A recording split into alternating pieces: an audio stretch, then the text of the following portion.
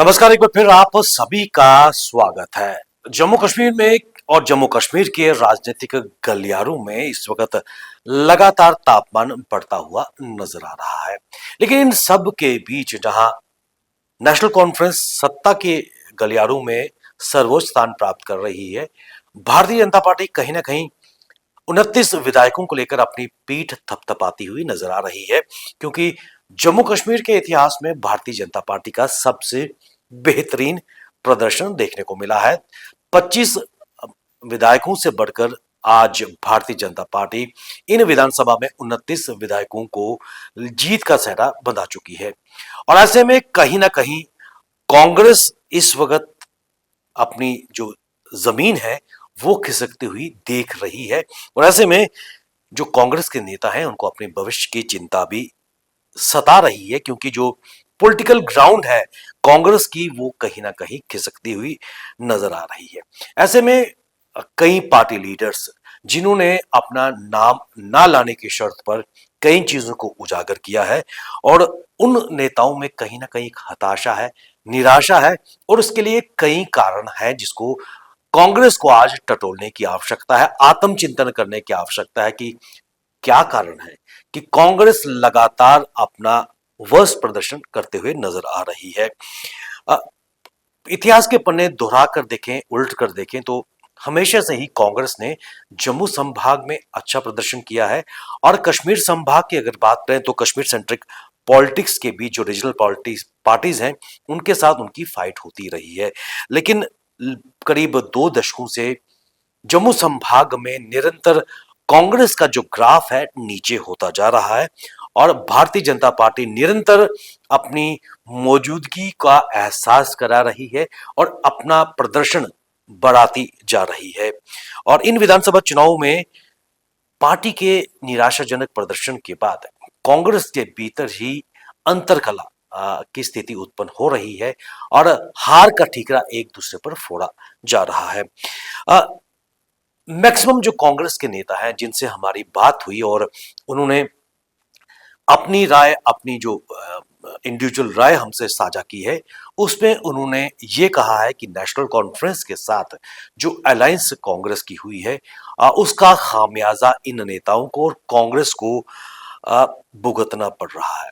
इसके अलावा उनका ये भी मानना है कि जो टिकट्स अलॉट की गई थी, किस कैंडिडेट को कहां से खड़ा करना था, उस गणित में भी गड़बड़ी हो गई, और जिस विशेष कैंडिडेट को किसी एक खास कॉन्स्टिट्यूंसी से खड़ा किया होता तो शायद परिणाम कुछ बेहतर होते। और इसके साथ साथ चुनाव से ठीक पहले जेकेपीसी से के प्रेसिडेंट को हटाया गया। आपको बता दें कि वकार रसूल वानी जो प्रेसिडेंट थे उनको ठीक इलेक्शन से पहले हटाया जाता है, और उनके स्थान पर 3 वर्किंग प्रेसिडेंट नियुक्त किए जाते हैं। और यह भी कहा जा रहा है कि जो इलेक्शन कैंपेन कांग्रेस की तरफ से खासकर जम्मू संभाग में चलाई गई उसमें उतनी सीरियसनेस नहीं थी, उतना एग्रेशन नहीं था जितना होना चाहिए था। कईयों का यह भी मानना है कि जो स्टार प्रचारक जम्मू के दौरे पर आए थे वो सिर्फ सीमित रह गए प्रेस कॉन्फ्रेंसेस तक, और जमीनी हकीकत पर या जमीन तक पहुंचने में वो नाकामयाब हुए।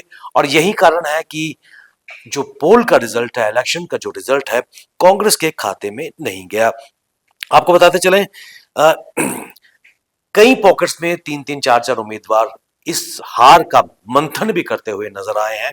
और सबसे महत्वपूर्ण बात, कईयों ने इसका विरोध किया कि नेशनल कॉन्फ्रेंस के साथ गठबंधन करना सबसे बड़ी गलती थी।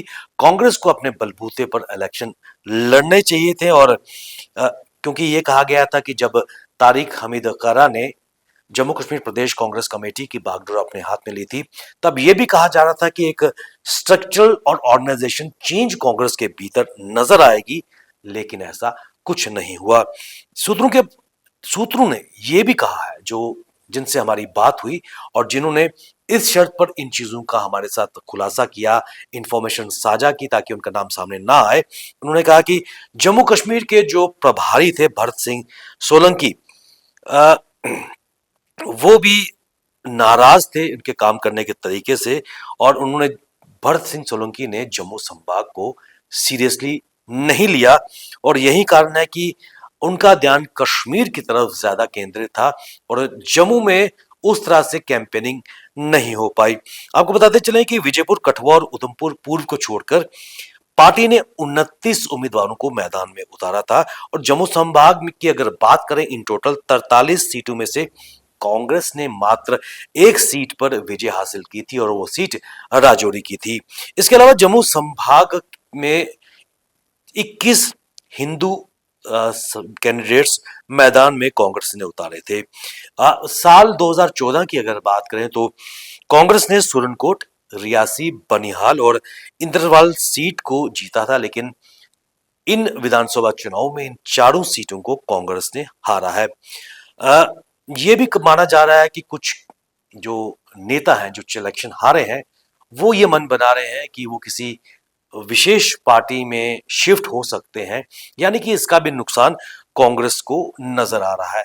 लेकिन एक सबसे महत्वपूर्ण बात ये निकल कर सामने आ रही है कि इन विधानसभा चुनाव से ठीक पहले जम्मू कश्मीर में लोग पूरे भारतवर्ष में और जम्मू कश्मीर में भी लोकसभा के इलेक्शन हुए थे और जो पूर्व प्रभारी थी रजनी पाटिल, उनके स्थान पर भरत सिंह सोलंकी को जम्मू कश्मीर का प्रभारी नियुक्त किया गया था। लेकिन जो सिस्टम था उसमें कोई बदलाव नहीं किया गया और ना ही लोकसभा चुनावों की हार से जम्मू कश्मीर प्रदेश कांग्रेस कमेटी ने कुछ सीखा है।